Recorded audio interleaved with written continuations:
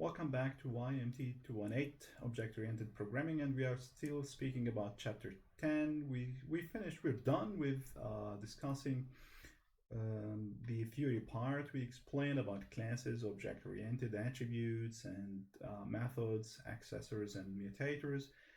So today we will just practice. We will have basic or elementary questions to go through, and we will have average level questions. We will address them in quickly, so that we can move to the second part of the chapter. This chapter, by the way, is extremely basic. This is the elementary part of classes in Python. We still have another chapter about inheritance and polymorphism and relevant things. So let's just go ahead and start addressing the basics. Create a Python class called rectangle. So this is just straight forward. It has nothing, just creating a class. Your class should have two attributes, so we will have to create two attributes, and these attributes should be width and height. Okay, so maybe we set them to private in this case because they are attributes, and we are not supposed to let an outside code to manipulate them. Besides, it should have proper accessors and mutators, so we need to include the getters and setters, and the method that returns the area of any rectangle instantiated object. So if we instantiate any object of rectangle, we should be able to access to the area, or actually call a method from rectangle to get the area. Define a main method. So any main method, because we don't have exactly the main method like, for example, Java. We need to have one specific main method, and that's why we didn't say the main method. So in this case, a main method, any main method that you would like to customize the way you like, and instantiate three objects of rectangle as bedroom, living room, and dining room. So just three objects, give them these names, and then use the define object, use the defined object for calculating the total area of the three rooms. So we need to find the total area in this case. So we're looking for the total area. We have three objects. We need to instantiate them, get their width and height from the user, calculate their areas. Maybe you can sum them up. So let's just go ahead and create a simple Python file. We are creating a class, so we need to start by the keyword class. I'm not going to write any comment here. You already know how to do it. I'm just training you about creating these classes. So what was the name of the class? Rectangle. Okay, and that's it. Now we use the initializer or the constructor of this class. Let's define this special method in it. And what are we going to receive? Now think about it. Now look, we have two attributes, the width and the height, so we can include them as arguments. Now self is the default argument. We are not actually sending it. It's by default when we instantiate any object from rectangle. But let's say we are going to receive the width and the height. So let me type it this way. I receive the height first, okay, and the width, okay. And then now, as I said, let's set these attributes to private. So in order for us to do so, we say self and then private. So we have double underscores, same like this init, double underscores. Okay, so private, I call the height by h, it's easier for me to type in this case, and I assign the value of height to it. Okay, height, okay, yeah. And I do the same to width, so I instantiate, I assign the value of the argument here, and the argument in this case here to it, so width. So we assign whatever the argument coming to us. So we have the parameter width and height. We assign the arguments passed to them to our private attributes. Now one idea, we need setters and getters and setters, or accessors and mutators. So do we really need initializer? We will speak about it in a while, okay? Leave that one. So for the time being, we can use it. If you want, you can initialize this to 0. So you keep the default with height and width 0, so you set them to zeros, and then if the user passes any value, it will override this default value. All right, so we are done with the initializer. Then we create the accessors and mutators, or the getters and setters. We start by setters if you like, okay? So set, initially we need to set the width or the height. So I can call it this way, set height, or I can give an underscore and just use this way, height. And what are we going to receive? Self. So, and what? Height. I have to receive height so that I initialize it. You can use any valid name here instead of height, but since I started it from the beginning, I'm going to use it. So I would like to initialize the height. So in that case, I'll say, remember that we named our private attribute h for the height. So I'm going to access to it using the same way as it is a private member in this case, equals to height, okay? Well, if you like to follow the rhythm. By the way, these spaces are not needed, but just of visualizing, it's easier for me to see things. Right, that's it. We need to define another set width, and we do the same. We're going to receive self by default, in that case, to access to the object, and then width, and assign the value to the width. So this parameter will carry the value passed to it as an argument, okay? So setters, we are done with setters. We can start getters. Def get width, or we started by height, so we carry on the same. Do I need to get any argument other than self? No, we don't have any argument because we are going just to return some value. Okay, so I need to return, okay, the height. So the height here should be returned the way it is. We apply the same to another getter with I did to height with.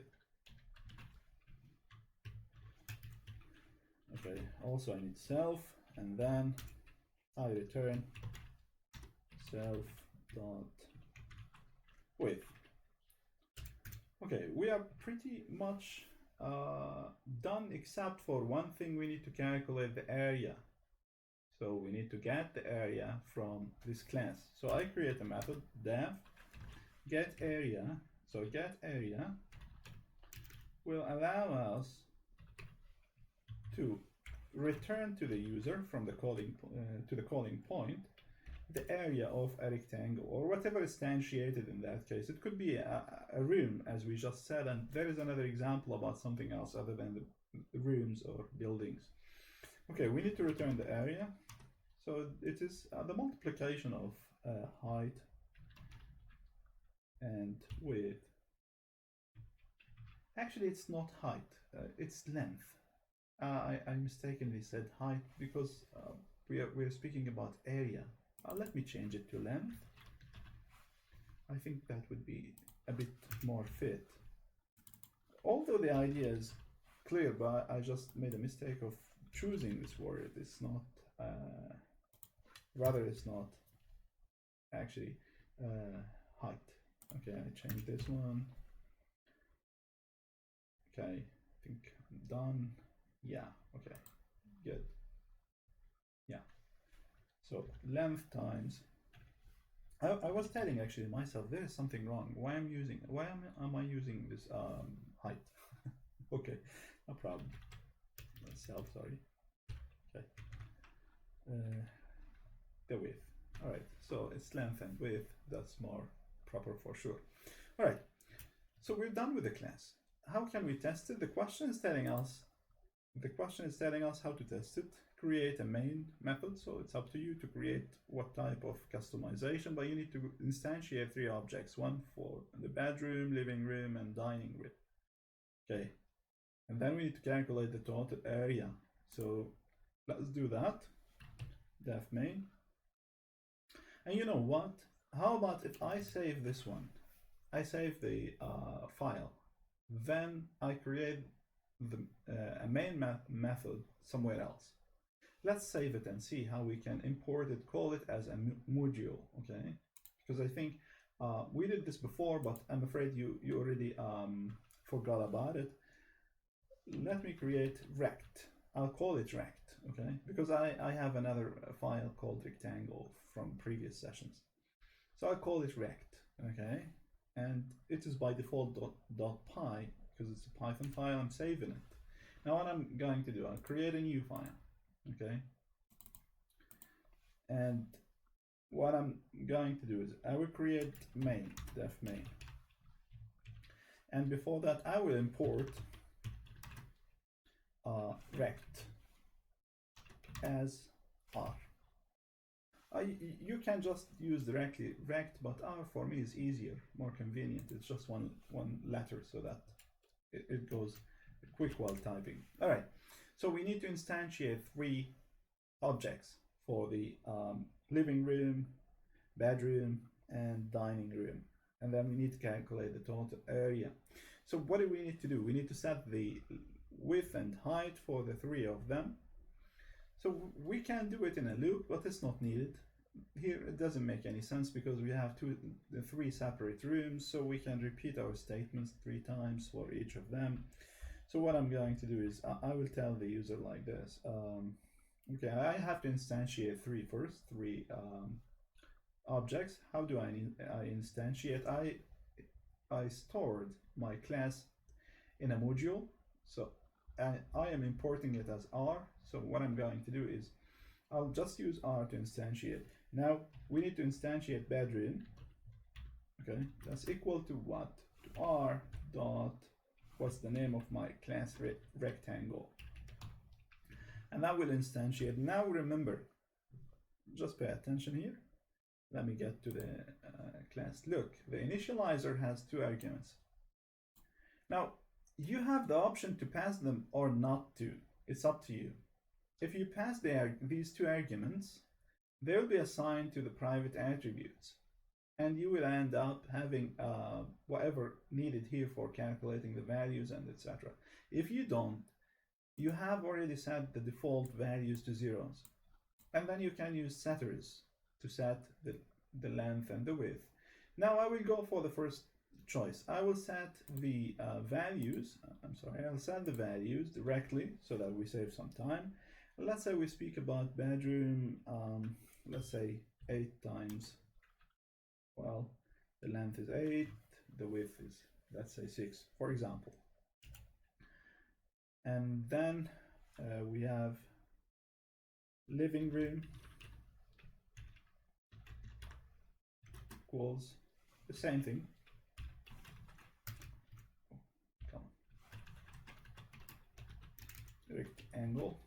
Okay, and here what we have, let's just put living room, usually is a bit big, let's say 10 times 8, say. And for dining room, usually is not very big. Dining room.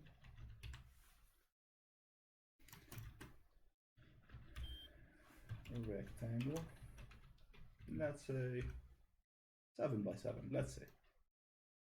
I'm just putting assumptions. You can apply to your home if you like, whatever the dimensions.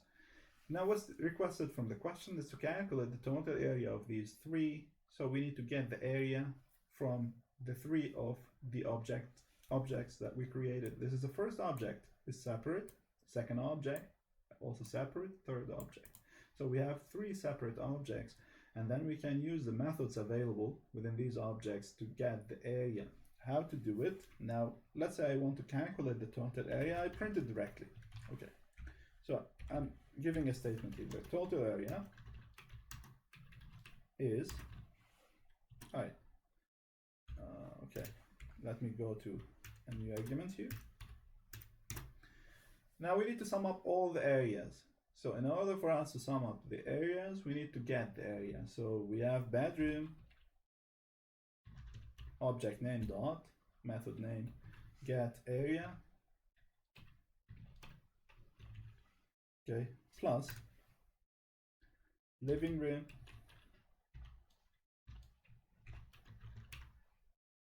dot, get area,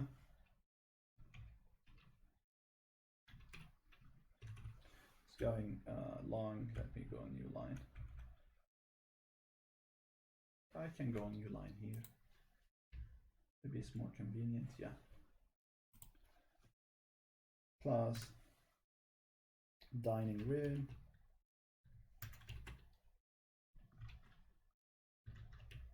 dot get area. Okay. So we sum up because these are numerical values, they are numeric, so we can sum them up and display their total summation or the summation. Now we are done with the main for the time being. We can end up and call the main and then save and run. We call it chapter 10, example 1. Let me call it main. Oh, as no attribute, of course, this is okay. This is a mistake, typo. Let me fix it. Of course, as sometimes when we type, these things happen. So let's just try to run again. Oh, this one came to me from where? That's funny. Okay, now look, the total area.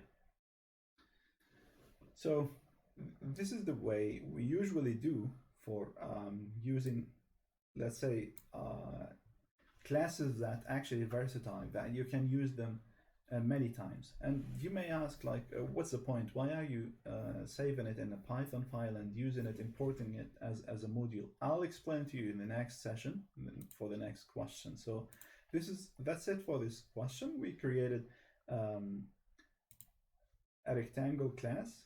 We used the initializer. I assigned directly the private attributes from the initializer. I could have used setters to do so. You can do it. If, let's say, for example, now let me explain this. For some reason, for some reason, let's say you're not happy with the values here, you want to change them, you can, or you want to change one of them, you can do that. Use the set, let's say width, or set height, length, and then you can set these, and that will be, I mean, fine, resetting it, because I usually get these questions. If you are initializing from the initializer or the constructor of the class, why do we need to have, or why do you need to include setters? Is there any reason to do so? Yes, because this will be done once we instantiate the object. Let's say after some time you realize that you need to change one of them, not both of them. So you have a way, you have a method to access and change, modify the values. You cannot reinstantiate. If you want to instantiate, you will have a new object. So at a certain point, you can modify without instantiating a new object, and that's the point. Okay. All right, that's it for this session. I'll create another session. Until then, have a good time. Goodbye.